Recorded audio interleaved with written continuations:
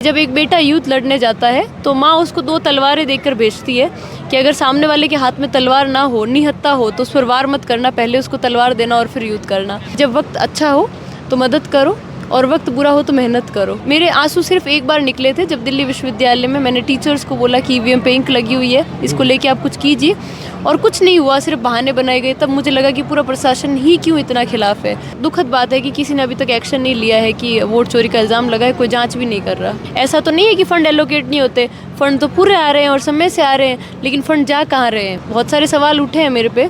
दिल्ली विश्वविद्यालय छात्र संघ जब मैंने चुनाव भी बिना मतलब के बेफालतू से सवाल, हाँ, मैं करने जा रहा हूँ वही सवाल। जी, किरोड़ीमल कॉलेज जो कि मेरा अपना कॉलेज है, वहाँ पर छत गिर गई है। चाहे कोई कितना भी भावुक हो, कितना भी रोए, कितनी भी सिंपैथी ले, लेकिन मैं जोसलिन चौधरी हमेशा मुस्कुराती हुई मिलूंगी, चाहे परिणाम कुछ भी हो। और तो आप देख सकते हैं कि जोसलिन कैसे मिली आज आपसे। मैं तो पढ़ने गई थी, मतलब बेसिकली घर तो मैंने बहुत पहले छोड़ दिया था जब मैं 10th क्लास में थी। उसके बाद में मुझ में एक्टिविज्म बहुत था, सही और गलत क्या होता है इसके लिए बोलना, और कभी सेकंड थॉट नहीं देना, किसी के लिए नहीं रुकना। जो मुद्दे मैंने उठाए हैं, ठीक है एक इंसान जीता है लेकिन दूसरा हारा है, तो मुद्दे तो किसी के भी हो सकते हैं, तो उस पर क्या कर रहे हैं, क्या बोला जा रहा है। कहीं ना कहीं वो तो यही बोली जा रही है कि हमने इतने साल बाद वोट चोरी कर ली तो इनको क्या प्रॉब्लम हो रही है। तो जब मैं सीएम से थोड़ी लड़ सकती हूँ, मैं तो दूसरी इलेक्शन लड़ने गई थी। अगर आज टिकट नहीं भी मिलता है तो मैं बहुत निश्चित हूँ। अपनी मारवाड़ क्षेत्र जो कि दिल्ली से राजस्थान से सबसे ज़्यादा दूर पड़ता है, उसके लोगों ने वहाँ पे दबदबा बना लिया था।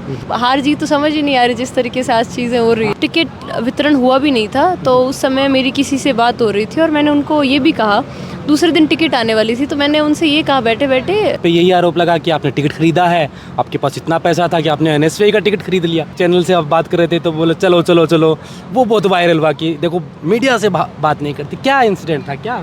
सच कहूँ तो वो जैसे इन्फ्लुएंसर कहते हैं, तो मुझे ऐसा लगता है कि जब घर से निकलते हैं तो ढंग के कपड़े पहनकर अच्छे से तैयार होकर ही निकलना चाहिए।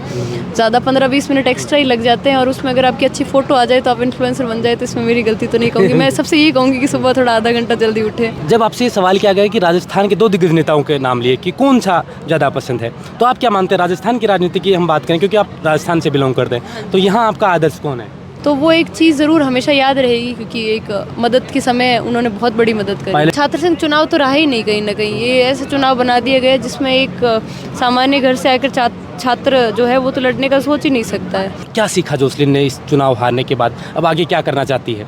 इन राजनीतिक लोगों को लग रहा है कि जोसलिन अब राजस्थान आई है तो राजस्थान में चुनाव, पंचायती राज के चुनाव, फिर MP MLA के चुनाव आ जाएंगे तो जोसलिन अब यहाँ एक्टिव रहेगी। तो मुख्य धारा की राजनीति में जाने का अभी मानस है या फिर अभी DU? इस नज़रिए से देखना चाहिए कि जब आप 50-60 साल 70 साल के एक नेता हो, तो एक 23 या 20 साल का इंसान, आपका कॉम्पिटिशन नहीं होता है। आप उसकी मदद करोगे तो उसको जीवन भर ज़रूर याद रहेगा कि हाँ किसी ने मदद करी थी।